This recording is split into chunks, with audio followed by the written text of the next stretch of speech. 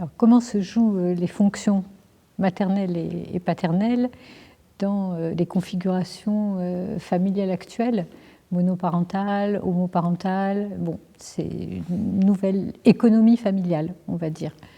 En fait, si on est d'accord pour penser que ce qui est important, justement, est du côté de la fonction et non pas du côté de la personne, de la maman, du papa, etc., ça n'a pas d'incidence. C'est-à-dire que n'importe quel être humain qui s'occupe d'un enfant, d'un bébé, puis d'un enfant, etc., va occuper, s'il est suffisamment investi dans cette tâche parentale, va occuper alternativement une position maternelle et une position paternelle.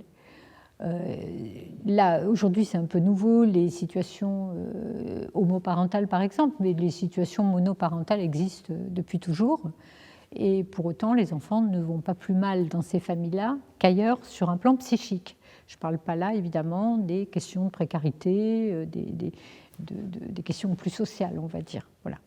Donc, soit on est d'accord pour effectivement estimer que la fonction paternelle, c'est une fonction et ce n'est pas un homme forcément qui va l'incarner, et que la fonction maternelle, c'est une position psychique à partir de laquelle on va s'adresser à l'enfant en le considérant comme un petit sujet à part entière, etc.